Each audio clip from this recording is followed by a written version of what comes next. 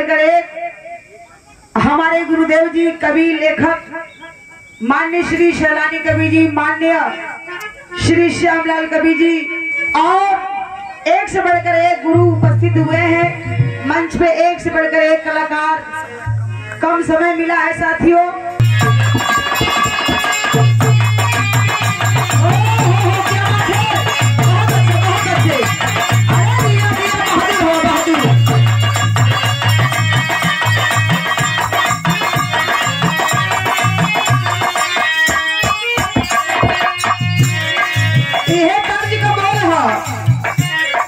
किशन कन्हैया के विषय में शिकायत करती गोपी उलाहना देती यशोदा मैया से कहतरी का कहली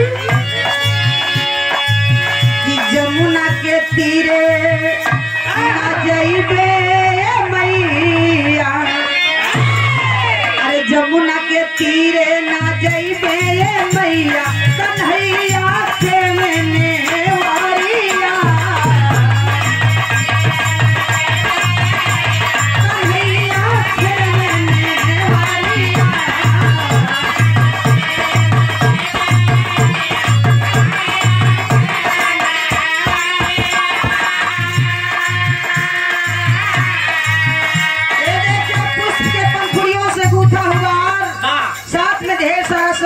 पुरस्कार गुरु घराना से।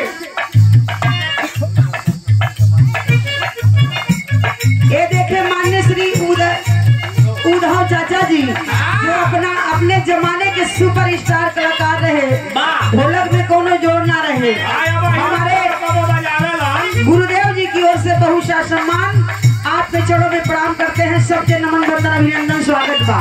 कहना है कागज कन्हैया बनावे कन्हैया, जमुना बीचे बहारे,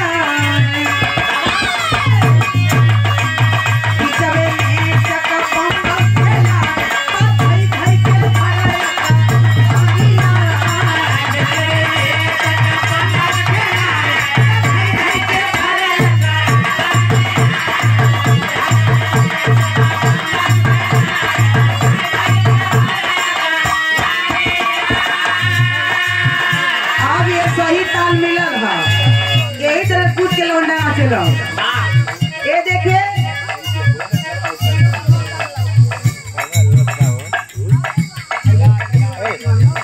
माननीय बहुत प्रणाम करते हैं।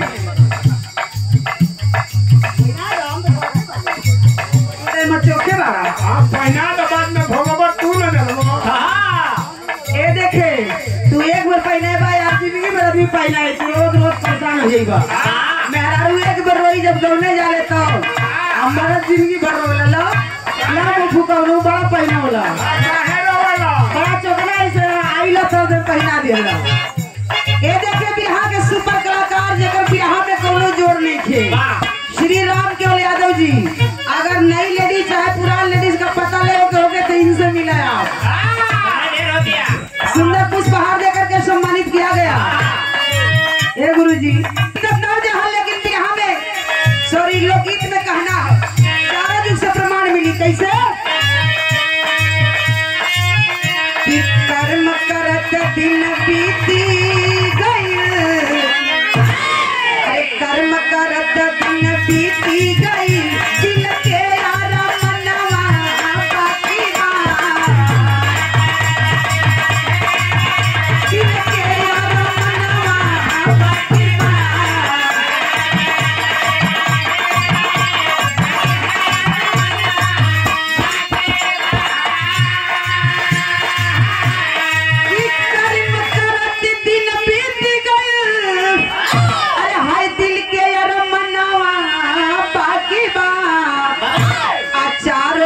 से लिखल कथा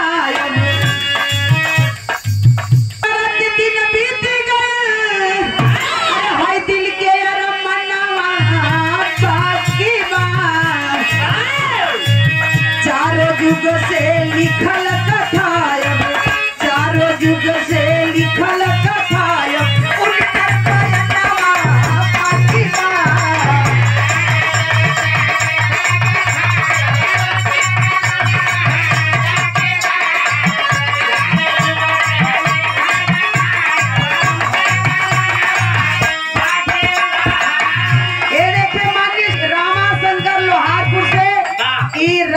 जी का आप जीजा जी है तो जीजा हो देख ले ए भैया हाई देखिए भगवान श्याम गीता के उपदेश में कहे थे कि कर्म में अधिकार से मां फले सुखदाचरण कर्म कीजिए फल की इच्छा ना कीजिए इंसान का कर्तव्य है कर्म करना मेरा कर्तव्य है फल देना जो जैसा कर्म करेगा उसको उसके कर्म के आधार पर हम फल देंगे यह भगवान श्याम कहे थे।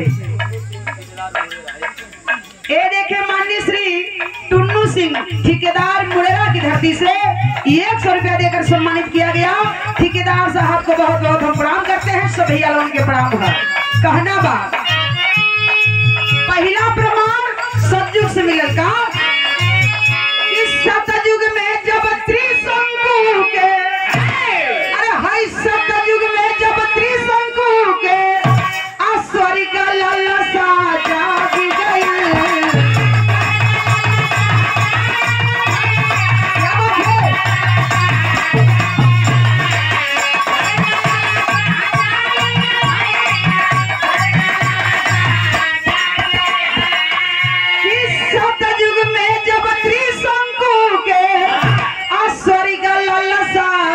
गई चले मगर बिचही में अटकी के चले मगर बिचही में अटकी के सोनी सपनवा बाकी बात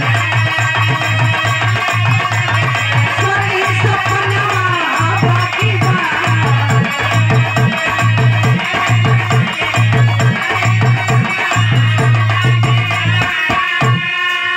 पहला प्रमाण सतयुग से मिला। त्रिशंकु जी विश्वामित्र जी के पास गइलन अपन इच्छा प्रकट कइलन कि हे नाथ हम जिंदा स्वर्ग के जाल चाहते हैं। त्रिशंकु जी जब इतने बात कहना विश्वामित्र जी सोचलन न समझलन कमंडल से पानी लेके हाथ में परोड़ के आ त्रिशंकु जी के ऊपर फेंक दिलन। त्रिशंकु जी जिंदा स्वर्ग के जाए लगलन।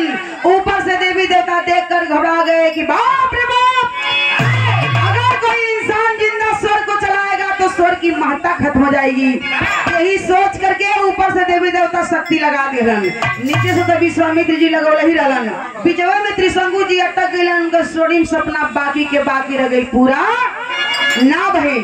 दूसरा प्रमाण त्रेता युग से मिलल का कि त्रेता में जब जीव दे भइल अरे हाय त्रेता में जब जीव दे भइल रावण भक्त नाना मरी गई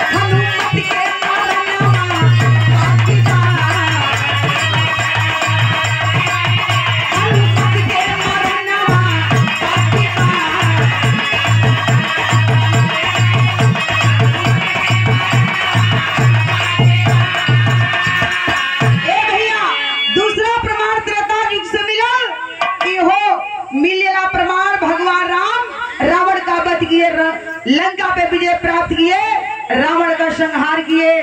कुछ दिन के बाद भगवान राम भी इस दुनिया को छोड़ करके चल बसे, लक्ष्मण भी इस दुनिया को छोड़ करके चल बसे। आज अमर है जिनकी मौत नहीं हुई है, जेकर नाम मिलल महाबली वीर बजरंग बली, जेकर मौत बाकी के बाकी बा। तीसरा प्रमाण द्वापर से द्वापर में महाभारत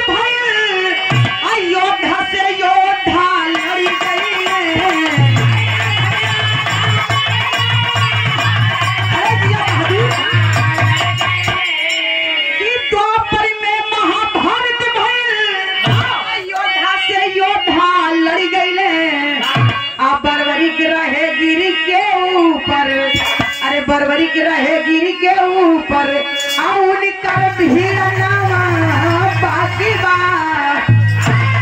ए भैया तीसरा प्रमाण द्वापर युग से मिलल।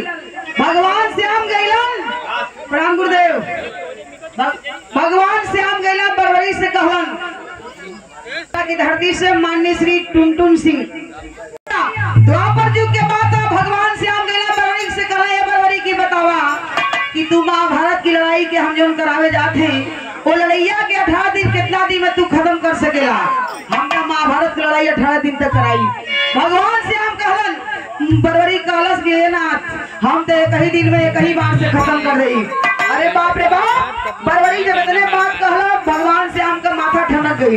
कहलन हाई देखला अगर बरबरी के कहीं दिन में एक ही बार से खत्म कर रही, जितना धरती पर दुराचारी हवन, नीच हवन, पापी हवन, पाप फैलाए वाला हवन, आखिरकार पापिन का नाश कैसे होई। इतने बतिया सोच के बाबू बरबरी के मुड़िया काट लेहन। आज बरबरी के मुड़िया काट लेना भगवान श्याम, उहे मुड़िया ले आके सबसे ऊंचाई पर रखलन। उहे मुड़िया महाभारत लड़ाई 18 दिन तक देखलस।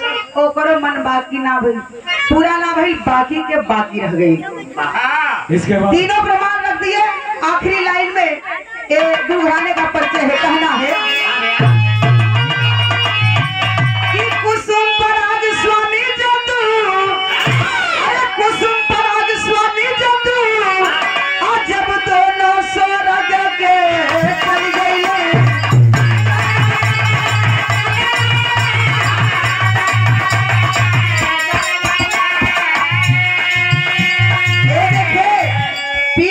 ठेकेदार साहब श्री टुनटुन सिंह जी बाल सैलानी कभी संग में बाल